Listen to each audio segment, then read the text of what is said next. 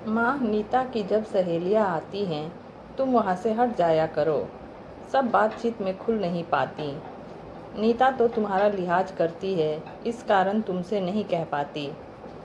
प्रिया को लगा उसके अंदर का शीशा, जिस पर चोट तो कई दिनों से लग रही थी, आज दरक गया है। नन्हा विशाल आज सच में इतना विशाल हो गया है कि उसका अस्तित्व उसके सामने बौना हो गया। धीरे धीरे पग उठाती वह कमरे में आ गई।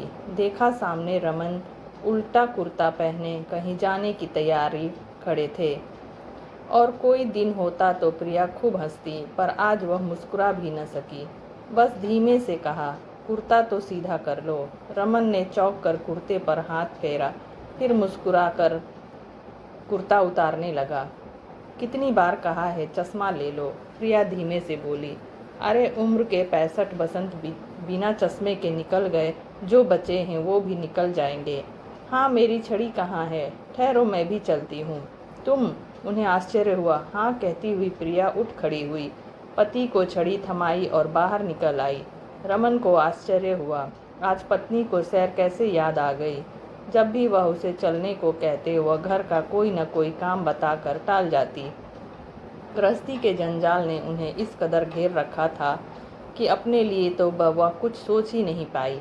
आज पेड़ों की झूमती शाखाएं, पार्क में खेलते बच्चों को देखकर अपना पिछला बहुत कुछ याद आने लगा। तब कैसे मस्ती भरे दिन थे। रमन दफ्तर जाते तो 2-3 बार फ़ोन करते। कभी कभी तो माँ जी कह देती, अरे तू उसके साथ दफ्तर ही क्यों नहीं चली जाती।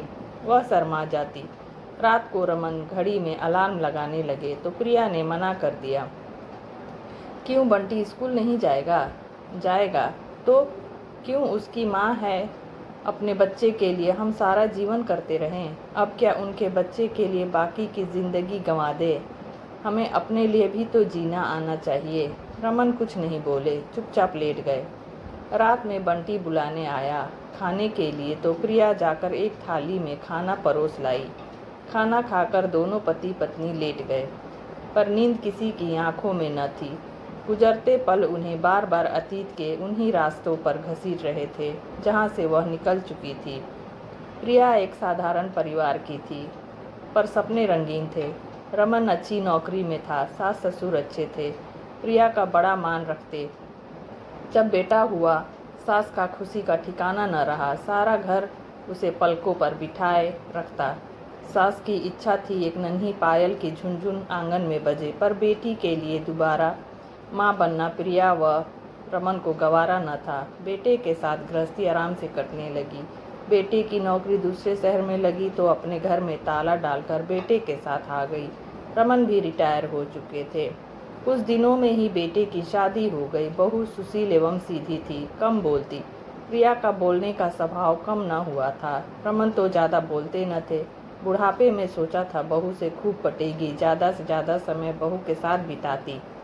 बच्चा होने वाला हुआ तो साए की तरह बहू के साथ रहती, ज़्यादा से ज़्यादा बंटी को अपने साथ रखती। रमन भी अब खुद को अकेला महसूस करने लगे थे।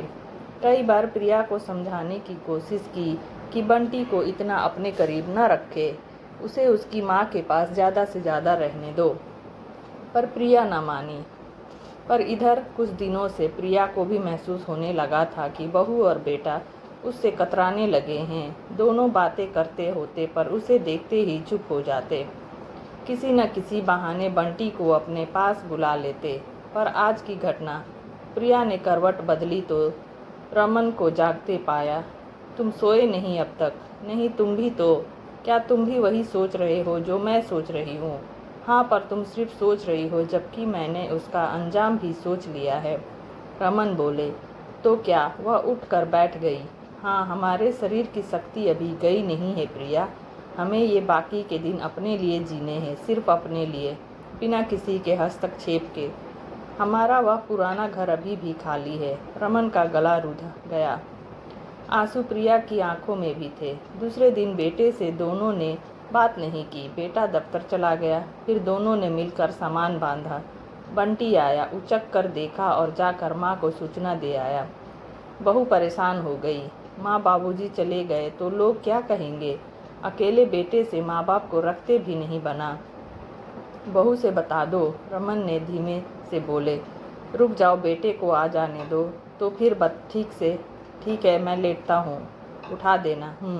आवाज़ प्रिया की भी धीमी थी। थोड़ी देर दोनों शांत लेटे रहे, किसी तरह भोजन किया, फिर बेटे का इंतजार करते रहे। बहू चुपचाप दूर से देखती रही, हैरान परेशान। कहाँ जा रहे हैं माँ बाबूजी? थोड़ी देर हो गई तो प्रिया उठकर बैठ गई। रमन भी सोए न थे, बस आंखें मूंदे लेटे थे। नींद आती भी कहाँ से? आज बेटे को छोड़कर जाने का बिचोह इतनी आसानी से कैसे पचा लें? प्रिया, बहू ने तुमसे कभी कुछ कहा क्या? बंटी को तुमने पाला तब भी नहीं कभी तुम्हारी बात का इनकार किया? नहीं तो इधर बहू कुछ उखड़ी जरूर लगती है।